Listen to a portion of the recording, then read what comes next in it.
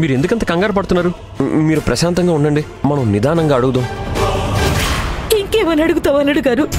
అంతా అయిపోయింది. ఇప్పుడు మీ అమ్మగారు అక్క వచ్చి ఇస్తావన్న డబ్బులు ఎక్కడా అని అడిగితే ఏమని చెప్పాలి అల్లుడు గారు? నేనేమని చెప్పాలి? అత్తయ్య గారు, నేను ఏదో ఒకటి చేస్తాను, మీరు టెన్షన్ పడకండి. అవును, నగలవన్నీ సేఫ్గానే ఉన్నాయి కదా? ఉన్నాయి అల్లుడు గారు.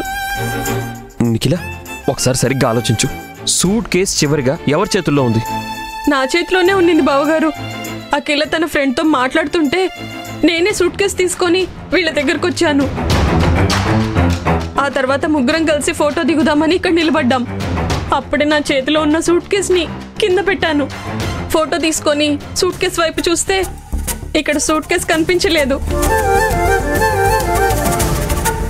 ఎంత నిర్లక్ష్యంగా ఉన్నారే మీరు!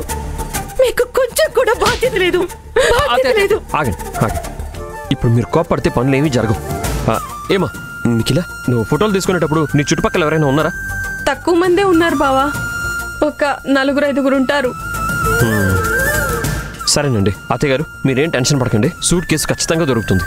రే, నువ్వు అటు వెళ్ళి వెతుకు, మీరు అటు వెళ్ళండి, నేను ఇటు వెళ్తాను.